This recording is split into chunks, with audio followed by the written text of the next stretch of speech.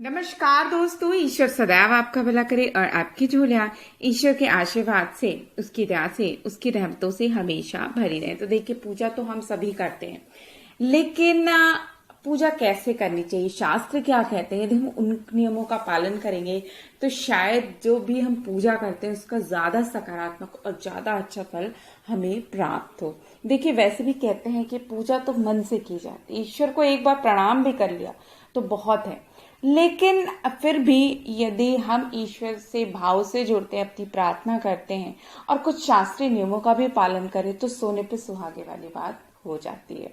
देखिए, हर किसी के घर में छोटा या बड़ा मंदिर अवश्य होना चाहिए, क्योंकि एक कोना यदि आपने ईश्वर को समर्पित कर दिया है तो उस एक कोने की जो पॉजिटिविटी है वो आपके पूरे घर में महकती रहती है।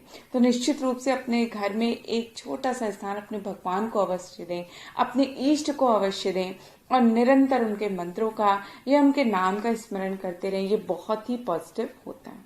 इसके अलावा देखिए, कुछ शास्त्रीय नियम हैं जिन चीजों को हमें मानना चाहिए। यदि आप मंदिर, आपके घर स्थापित कर रखा आपने मंदिर, तो उसमें आप 2 शिवलिंग ना रखें।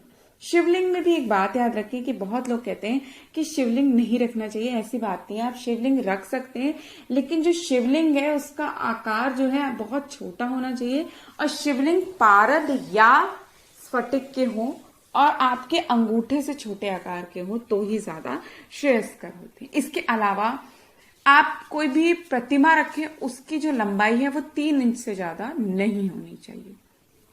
तीसरी बात, घर में कभी भी 2 शिवलिंग ना रखें। 3 गणेश जी के चित्र या मूर्ति एक ही जगह मंदिर में ना रखें। 2 शंख मंदिर में ना रखें। 2 सूर्य की प्रतिमाएं मंदिर में ना रखें। इसके अलावा 3 दुर्गा जी की मूर्तियां मत रखें। 2 गोमती चक्र ना रखें और 2 शालिग्राम की पूजा एक ही जगह ना करें। देखिए, अगर ये चीजें आप खासकर कोशिश करें कि एक ही रखें तो ज्यादा अच्छा होता है, नहीं तो थोड़ा सा अशांति, क्लेश जैसी समस्याएं होती हैं और पूजा का पूरा फल नहीं मिल पाता।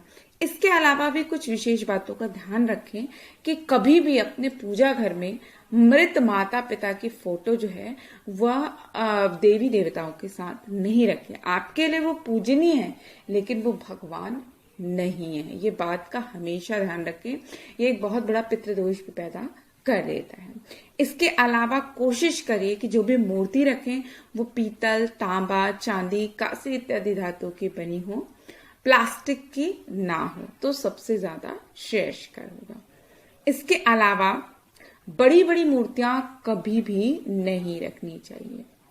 इसके अलावा कोशिश करें कि आप राधा और कृष्ण जी की जो भी मूर्ति है उसको साथ ही रखें, अलग अलग ना रखें।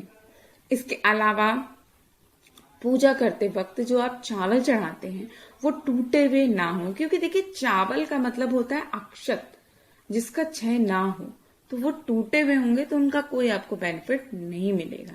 इसके अलावा टूटे हुए दीपक में भी पूजा नहीं करनी चाहिए। आपका जो मंदिर है वो कोशिश करिए कि ईशान कोण अर्थात उत्तर और पूर्व का जो कोना मिलता है उसमें ही रखें तो सबसे ज्यादा श्रेयस्कर होगा, नहीं तो फिर आप उत्तर या पूर्व दिशा में ही मंदिर रखें। इसके अलावा पूजा घर में किन देवी देवताओं की तस्वीर ना रखें, क्योंकि देखिए, कुछ देवी देवता जो होते हैं वो उनकी जो प्रतिमाएं होती हैं उनको घर में इसलिए रखने को मना किया जाता है क्योंकि वो अशुभ नहीं होते, बल्कि वो चूंकि तंत्र में या आप कह सकते हैं रौद्र रूप में होते, इसलिए उनकी मूर्तियों को रखने के लिए मना किया जाता है। जैसे कि भैरव जी की जो तस्वीर होती है वो मंदिर में रखने के लिए मना की जाती है। साथ ही साथ शनि देव की भी मूर्तियां घर के मंदिर में नहीं रखने के लिए कहा जाता है। अर्थात आपको घर में रखना है तो आप सौम्य स्वरूप वाले देवी देवताओं की प्रतिमाएं यदि अपने घर में स्थापित करते हैं तो वो ज्यादा अच्छा होता है। इसके अलावा कोशिश करिए कि पूजा घर में जो आप मंदिर बनाते हैं उसके ऊपर गुंबद नहीं बनवाना चाहिए। ये पूजा घर जो हम घर में बनवाते हैं उसमें गुंबद बनवाने के लिए हमारे शास्त्रों में मना किया गया है। इसके अलावा आप जो पूजा घर की दीवारें हैं वो हल्के पीले या हल्के नीले रंग की रखें तो वो ज्यादा अच्छा होता है। और घर के जो आपका मंदिर है उसमें 1 लोटा जल अवश्य पूरे समय रखें। जल कहते हैं कि निगेटिव एनर्जी को सोखता है। जल की अपनी मेमोरी होती है। आपने देखा होगा कि प्राचीन काल में ऋषि लोग भी अपने हाथ में, हमेशा उनके हाथ में कमंडल रहता था, जिसमें जल भरा रहता था, और वो उसी कमंडल को लेकर हर जगह चलते थे। तो मतलब जल में एक मेमोरी होती है। देखिए, वो श्राप भी देते थे तो हमेशा जल को साथ लेके देते थे। जब भी हम कोई पूजा का संकल्प लेते हैं तो भी जल को हाथ में लेके रखते हैं।